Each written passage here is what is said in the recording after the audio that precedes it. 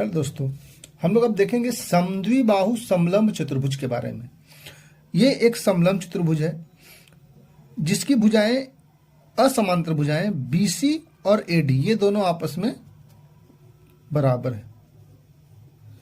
BC और AD ये दोनों भुजाएं आपस में बराबर हैं। समलंब है तो आमने तो सामने की दो भुजाएं समानांतर है। AB जो है वह समानांतर है CD और समद्विबाहु इसका मतलब कि भुजा AD जो है वह बराबर है BC। ये दोनों भुजाएं बराबर हैं। इसमें क्या कुछ गुण होते हैं। गुण ये होता है कि मान लीजिए बिंदु D से सामने वाले भुजा पर एक हमने लंब खींच दिया, ठीक है। एक बिंदु C से सामने वाले भुजा पर हमने लंब खींच दिया। अब जो है जब हमने लंब खींच दिया तो ये वाला जो भाग होगा, ये देखिए यहां से यहां ये B है तो ये इसके बराबर हो जाएगा। यानी कि मान लीजिए ये M बिंदु है, ये N बिंदु है, तो MN जो है वह B के बराबर होगा, B के बराबर होगा। दूसरी चीज यह कि ये जो भाग है AM और BN बराबर होगा।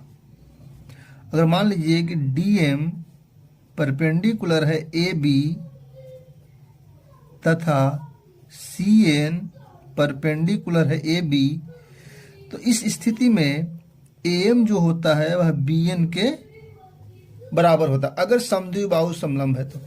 अब इसमें क्या होता है, यहां पर एक चीज और है कि अगर अब ये पूछा जाए कि बताइए अगर AB की लंबाई A है, CD की लंबाई B है, तो ये BN कितना होगा या फिर AM कितना होगा। तो देखिए होता कितना है, BN ये बराबर होगा AM, ये हो जाएगा। देखिए ये पूरा B और ये पूरा A, तो शेष ये दोनों भाग जो होंगे वे इस पूरे में से इस भाग को माइनस कर दिया जाए, यानी कि A माइनस B। इस पूरे में से इसको माइनस कर दिए, ये पूरा भाग से इसको माइनस किए तो ये दोनों मिलेगा। अब ये दोनों मिलेगा, ये भाग और ये भाग ये दोनों बराबर हैं, तो जो भी मिलेगा उसका आधा ये होगा और उसका आधा ये होगा, यानी कि A माइनस B इन दोनों को मिलाकर A माइनस B होगा। और इसका अगर अकेले पूछा जाए तो A माइनस B बटा 2। ये एक इसका प्रॉपर्टीज है। हेलो दोस्तों, अब हम लोग समलंब चतुर्भुज समलंब समद्विबाहु समलंब चतुर्भुज पर आधारित एक प्रश्न को हल करेंगे। प्रश्न कह रहा है कि यदि एक समद्विबाहु समलंब चतुर्भुज का बड़ा आधार, देखिए हमने एक समलंब चतुर्भुज बना लिया जो समद्विबाहु है, तो इसका मतलब कि ये भुजा और ये भुजा आपस में बराबर समद्विबाहु समलंब हो गए, जिसमें बड़ा आधार एक विकर्ण का। तो बड़ा आधार कौन है, AB। ये एक विकर्ण, हमने एक विकर्ण खींच दिया AC, यानी कि क्या है AB बराबर है AC के, और इसको हमने मान लिया है कितना A, विकर्ण के बराबर है। और छोटा आधार कौन है, CD कौन है, B। तो CD बराबर है एक ऊंचाई के बराबर है। हमने क्या किया, एक CM लंब खींच दिया AB पर।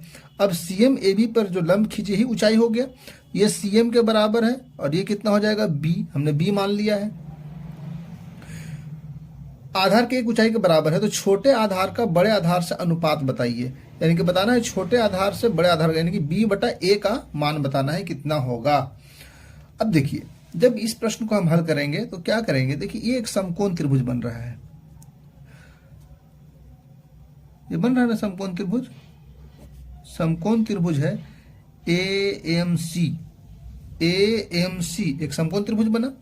और इससे हम लोग ये जानते हैं कि जब समद्विबाहु समलंब होता है तो BM का जो मान होगा, देखिए चूंकि BM, देखिए BM जो होगा वह देखिए इस पूरे से A माइनस B बाई 2 हम लोग जान चुके हैं पहले कि ये जो भाग होगा इसका मान होगा A माइनस B बाई 2। अब देखिए हम समकोण त्रिभुज में चलेंगे पाइथागोरस पर में। पाइथागोरस क्या होता है, किसी समकोण त्रिभुज में कर्ण का स्क्वायर, तो कर्ण कौन हो जाएगा AC का स्क्वायर, लंब का स्क्वायर यानी कि CM का स्क्वायर प्लस AM का स्क्वायर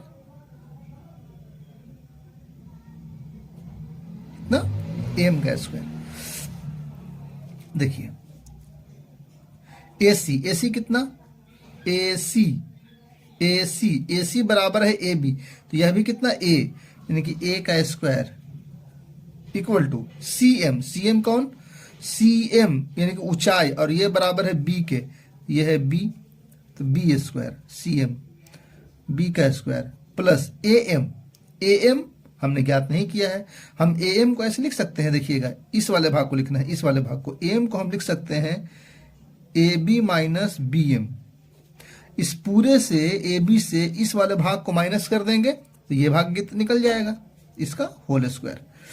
अब देखिए b को इधर लेकर के आ गए तो A square minus B square equal to A B, A B का मान कितना देख लेते हैं, ए बी कितना है a minus B M, B M का मान हमने निकाल दिया है a माइनस बी बाई 2 का होल स्क्वायर, ये हो गया A square minus B square equal to LCM कितना 2, ये हो जाएगा 2a और माइनस a और माइनस माइनस प्लस b, इसका होल स्क्वायर। अब देख लीजिए